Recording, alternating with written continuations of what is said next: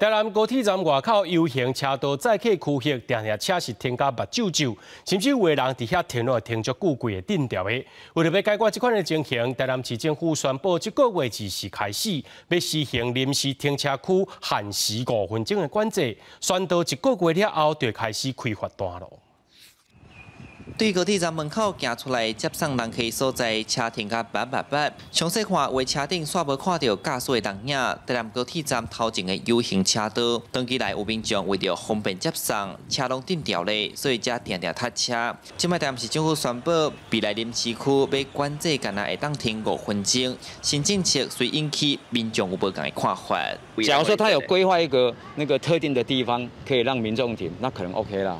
也没有人愿意来这边留很久。 都是来接送客人嘛。如果时间有耽误的话，比如说高铁晚来的话，那我们要怎么办？我们要继续去绕吗？所以最好是不要开发。啊，目前是规划为1月24号开始启用，啊，宣导期有1个月。